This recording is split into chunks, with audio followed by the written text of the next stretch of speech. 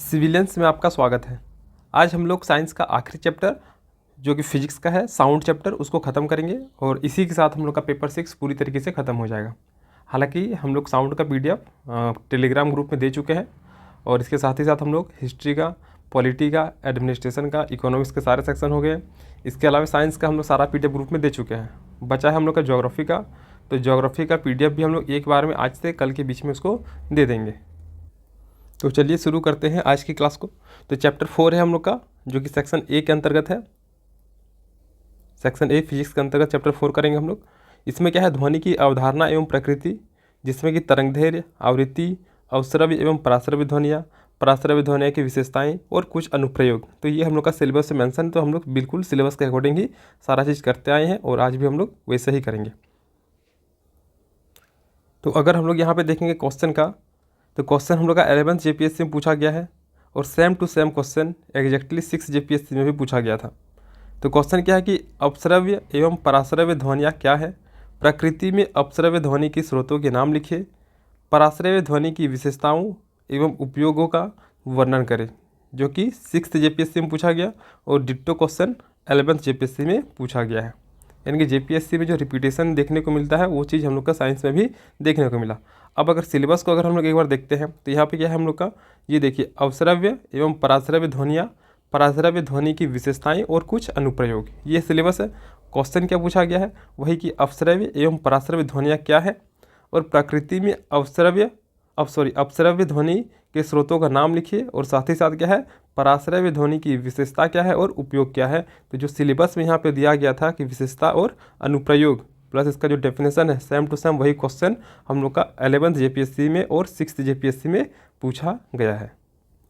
यानी कि अभी तक एक चीज़ आप लोग को क्लियर हो चुका होगा कि जो भी क्वेश्चन JPSC में पूछा जा रहा है वो बिल्कुल सिलेबस से ही पूछा जा रहा है, सिलेबस के बाहर से बिल्कुल क्वेश्चन नहीं पूछा जाता है।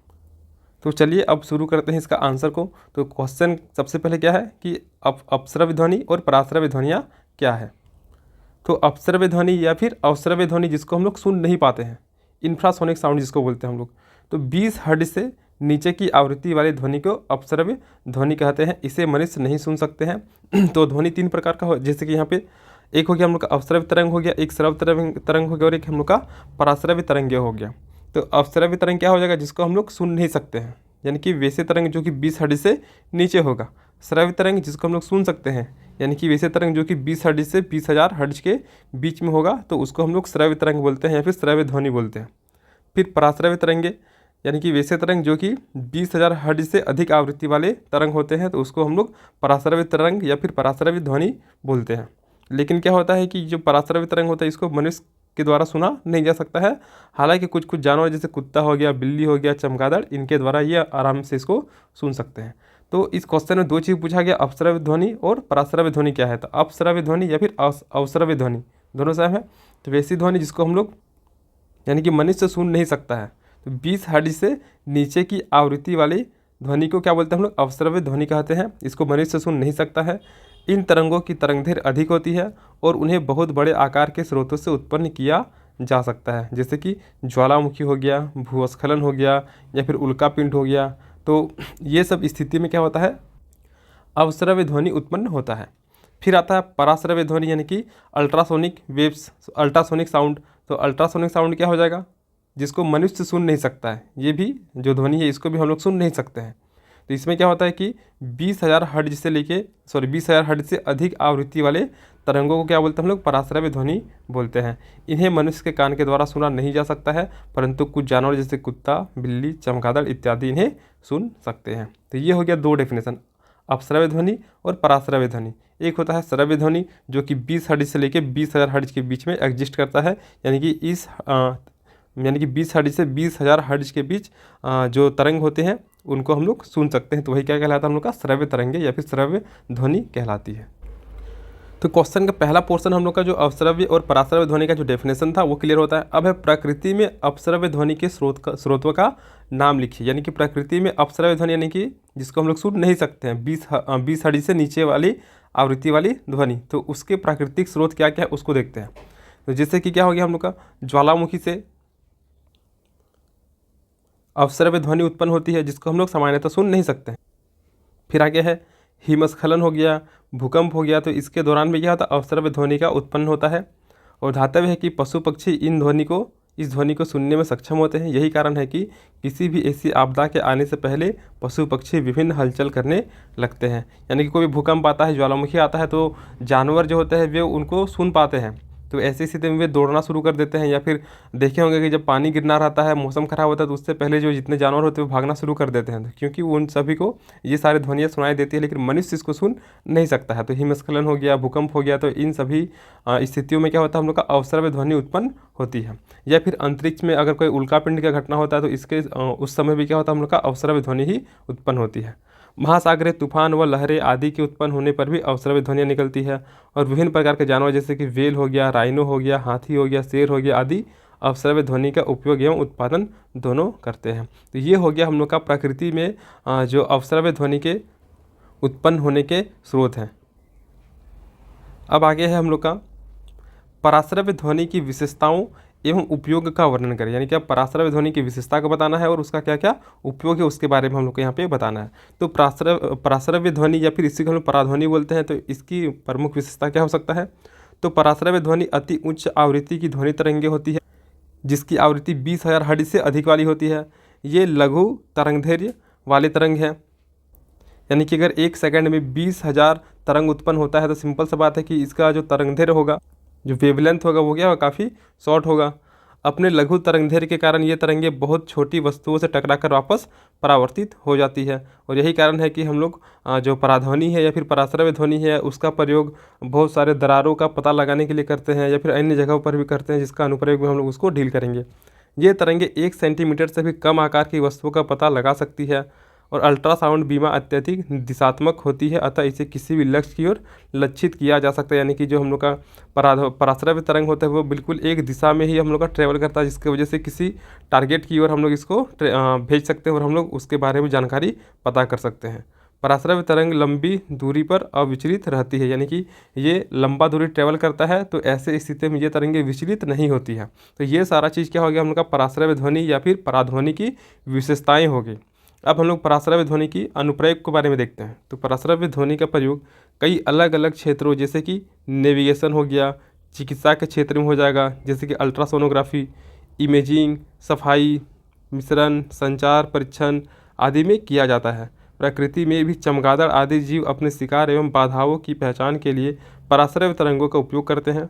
वस्तुतः मानवीय जीवन में पराश्रव्य तरंगों के कुछ अनुप्रयोग निम्नलिखित हैं। यानी कि अगर अनुप्रयोग की बात करेंगे पराध्वनि का या फिर पराश्रव्य ध्वनि का, तो ऐसी स्थिति में बहुत सारे ऐसे जगह हैं जहाँ पर हम लोग इसका उपयोग करते हैं। या फिर चमगादड़ की बात करेंगे तो वो भी क्या करता है, पराश्रव्य ध्वनि का ही प्रयोग करके अपने शिकारी का शिकार करते हैं। इसके साथ ही नेविगेशन हो गया, मेडिकल लाइन में हो गया, सफाई करने के लिए हो गया, तो इन सभी जगहों पर हम लोग क्या करते हैं, पराध्वनि का ही उपयोग करते हैं। तो देखते हैं, पहला है हम लोग का अल्ट्रासोनोग्राफी। तो चूंकि इसका अनुप्रयोग पूछा गया था, तो अल्ट्रासोनोग्राफी में भी क्या होता है, पराश्रव्य ध्वनि का प्रयोग किया जाता है। यानी कि अल्ट्रासोनोग्राफी क्या चिकित्सीय क्षेत्र में प्रयोग होने वाली एक क्या है, नैदानिक इमेजिंग तकनीक है, जो कि पराश्रव्य तरंगों पर आधारित होती है। इसका उपयोग क्या होता है, तो शरीर के अंदर आंतरिक अंगों की संरचना का इमेजिंग के लिए किया जाता है। इस प्रक्रिया में पराश्रव्य तरंगों को एक प्रोब की सहायता से उत्तक तक पहुंचाया जाता है, जहां पराश्रव्य तरंग गूंज के रूप में ध्वनित होती है और यही गूंज को रिकॉर्ड करके इसकी छवि प्रदर्शित की जाती है। तो अल्ट्रासोनोग्राफी में सबसे पहला चीज़ कि पराश्रव्य ध्वनि का प्रयोग किया जाता है और इसके माध्यम से क्या होता है, शरीर के आंतरिक अंगों की संरचना का पता लगाया जाता है। इसके लिए क्या होता है, एक प्रोब की सहायता से, जो कि पतला और लंबा संरचना वाली उपकरण होता है, उसके माध्यम से जो पराश्रव्य तरंग होते हैं उसको हम लोग के शरीर के अंदर पहुंचाया जाता है। और फिर जो पराश्रव्य तरंग होता है वो गूंज के रूप में अंदर में क्या होता है, ध्वनित होती है। और इसी गूंज को रिकॉर्ड करके हम लोग के अंदर का छवि का पता लगाया जाता है कि कहाँ पे क्या खराबी है और कहाँ पे क्या दिक्कत है। तो ये हो गया हम लोग का अल्ट्रासोनोग्राफी में जो हम लोग का पराश्रव्य ध्वनि है उसका प्रयोग। फिर आता है आगे सफाई आता है। तो सफाई में क्या है, तो वस्तु के उन भागों में जहाँ पहुँचना कठिन होता है, जैसे सर्पिल ट्यूब या इलेक्ट्रॉनिक उपकरण आदि की सफाई में पराश्रव्य तरंगों का प्रयोग किया जाता है। इसके लिए वस्तु को उपयुक्त सफाई सामग्री के घोल में डुबोकर वस्तु पर अल्ट्रासोनिक तरंगों को प्रवाहित किया जाता है।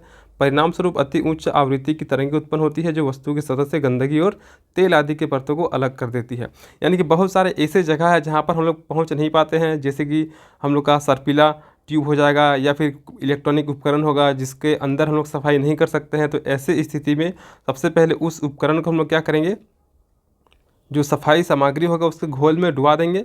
उसके बाद क्या होगा, उस पर अल्ट्रासोनिक तरंग प्रवाहित होगा। तो चूँकि अल्ट्रासोनिक तरंग है यानी कि हम लोग का पराश्रव्य तरंग है जो कि 1 सेकंड में 20,000 से अधिक कंपन उत्पन्न करेगा। तो ऐसी स्थिति में जो हम लोग का इलेक्ट्रॉनिक उपकरण होगा या फिर जो ट्यूब होगा उस पर जो भी गंदगी होगा या फिर तेल का जो परत होगा वो धीरे धीरे अलग हो जाएगा और वो इस प्रकार से हम लोग का साफ़ हो जाएगा। फिर हम लोग का इकोकार्डियोग्राफी। तो इकोकार्डियोग्राफी में क्या है, तो इकोकार्डियोग्राफी की प्रक्रिया में प्रवाहित पराश्रव्य तरंगों का शरीर के विभिन्न अंगों से परावर्तन एवं डिटेक्शन के माध्यम से हृदय की छवि बनाई जाती है। तो इकोकार्डियोग्राफी मुख्य रूप से क्या होगा, एक चिकित्सा इमेजिंग प्रक्रिया है जो कि पराश्रव्य ध्वनि तरंगों का उपयोग करके हृदय की संरचना और उसके कार्यों का मूल्यांकन करने का काम करती है। और यह अल्ट्रासाउंड तकनीक के माध्यम से हृदय की गति हो गया, उसका जो पंपिंग क्षमता हो गया, या फिर हृदय के जो वाल्व होते हैं और उनकी जो कक्षा होती है उनकी जांच करने में मदद करता है। फिर अगला है दरारों का पता लगाना।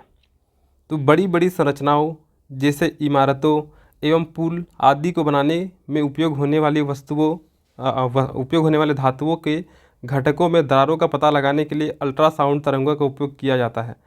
पराश्रव्य तरंगों के प्रवाह के दौरान ये तरंगें दरारों से टकराकर परावर्तित होती है, जिससे एक विशिष्ट इको पैटर्न का निर्माण होता है जिन्हें वहनीय उपकरणों द्वारा प्रदर्शित एवं रिकॉर्ड किया जाता है। यानी कि बहुत सारे ऐसे बड़े बड़े इमारत होते हैं जो कि अगर टूट के गिर जाते हैं तो ऐसी स्थिति में बहुत अधिक जान माल की हानि होगी। तो ऐसी स्थिति में उन दरारों का पता लगाने के लिए मुख्य रूप से अल्ट्रासाउंड तरंगों का प्रयोग किया जाता है। इसमें क्या होता है हम लोग का कि जहाँ पर दरार होता है उस दरार से टकरा कर क्या होता है, ये तरंगें वापस आ जाती है। जैसे कि यहाँ पे अगर देखा जाए तो ये वाला क्या हो गया, धातु का कोई ब्लॉक हो गया हम लोग का। तो यहाँ पे क्या हो रहा है, हम लोग पराध्वनि को हम लोग पराश्रव्य तरंग को हम लोग यहाँ पे छोड़ रहे हैं। तो यहाँ पे ये जो पोर्सन ये वाला क्या दरार वाला पोर्सन है। तो ऐसी स्थिति में यहाँ से जो पराश्रव्य तरंगें जा रही है ये इस दरार से टकरा कर वापस आ जा रही है, जबकि अगर यहाँ पे दरार नहीं है तो ये सब पार चला जा रहा है। तो इससे हम लोग को इसका जो इमेज होगा वो हम लोग का प्राप्त होकर पता चल जाएगा कि ये जो धातु का ब्लॉक है इसमें इस जगह पे हम लोग क्या है दरार आ चुका है, और इसके बाद हम लोग इसको सही करने का कार्य करेंगे। तो ऐसी स्थिति में बहुत सारे बड़े बड़े इमारतों या फिर पुल में दरारों का पता लगाने के लिए भी हम लोग क्या करते हैं, पराश्रव्य ध्वनि का प्रयोग करते हैं। अगला है हम लोग का इको लोकेशन।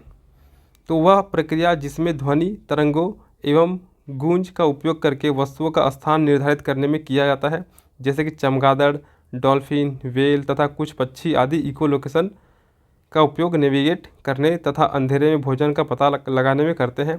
प्रतिध्वनि की प्रकृति इनको आकार, आकृति तथा वस्तुओं की दूरी निर्धारित करने में भी मदद करती है। फिर आगे है हम लोग का समुद्र की गहराई निर्धारित करने के लिए। तो समुद्र की गहराई मापने के लिए समुद्री जहाज इको साउंडिंग विधि के तहत अल्ट्रासाउंड को प्रयोग करते हैं।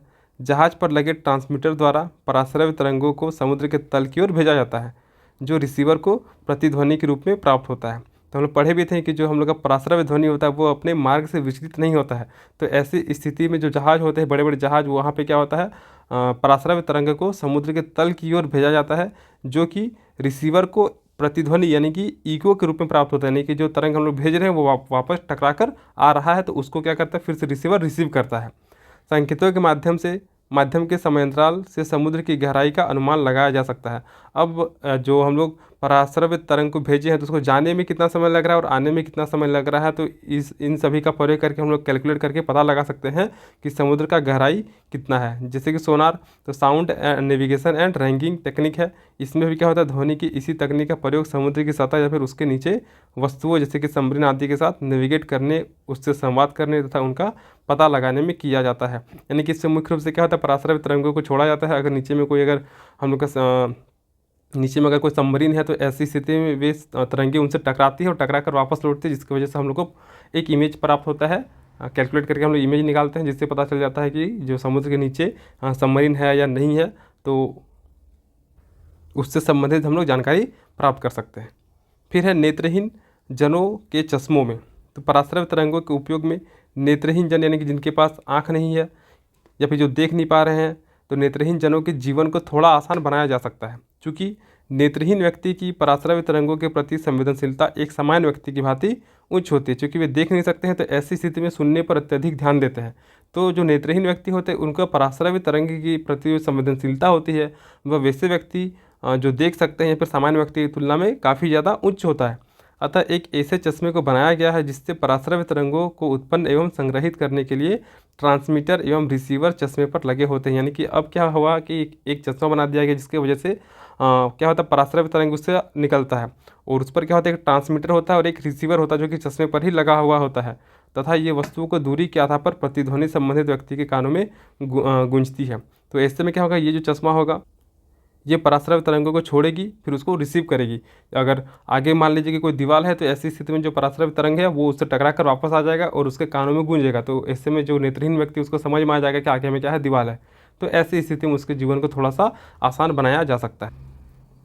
तो ये सारा चीज़ हम लोग का हो गया, मुख्य रूप से पराश्रव्य तरंग का अनुप्रयोग हो गया। तो क्वेश्चन में जो मांगा गया था कि अवश्रव्य तरंग पराश्रव्य तरंग ध्वनि क्या है, प्रकृति में अवश्रव्य ध्वनि के स्रोतों का नाम लिखना था, फिर पराश्रव्य ध्वनि की विशेषता क्या है और उनका उपयोग क्या है। तो ये सभी चीज़ हम लोग का खत्म हो गया। तो मुख्य रूप से इस चैप्टर में हम लोग को इतना सारा चीज़ ही पढ़ना था और क्वेश्चन भी अगर देखा जाए तो 6 JPSC और 11 JPSC में भी इतना ही क्वेश्चन पूछा गया। बाकी सारा चीज़ आप लोग एक बार खुद से पढ़ लीजिएगा, जो भी यहाँ पे आयाम हो गया, गुणता हो गया या फिर तरंगधैर्य हो गया, ये सारा डेफिनेशन। तो इसके साथ हम लोग का साइंस यानी कि पेपर 6 पूरी तरीके से ख़त्म हो गया। ज्योग्राफी की बात करेंगे तो ज्योग्राफी में भी 2 सेक्शन हम लोग खत्म हो चुका है, मेजर सेक्शन सब सेक्शन बी और सेक्शन डी खत्म हो गया है। इसके अलावा सेक्शन सी का भी कुछ क्लास हुआ है और अब क्या होगा, फिर से सेक्शन सी का बाकी जो क्लासेस है वो भी आप लोग को सेलेक्टिव क्वेश्चन दे दिया जाएगा, सेक्शन डी का भी सेलेक्टिव क्वेश्चन दे दिया जाएगा। तो इसी के साथ जो मेंस का जो क्लास था वो पूरी तरीके से हम लोग का ख़त्म हो जाएगा और खोट्ठा का ज़्यादा से ज़्यादा एक क्लास आने वाला है और उसका PDF हम लोग ग्रुप में दे देंगे और PDF एक एक्स्ट्रा PDF भी देंगे जो कि ग्रुप में देंगे, उसका क्लास नहीं होगा। तो उसके साथ खोट्ठा की क्लासेस भी ख़त्म हो जाएगी। और जिनको भी PDF लेना है वो इस नंबर पे कांटेक्ट कर लीजिएगा 6206193277। तो इस नंबर पे कांटेक्ट करिएगा, आपको PDF एक बार में दे दिया जाएगा क्योंकि हम लोग अब एक बार में देने के लिए सक्षम है।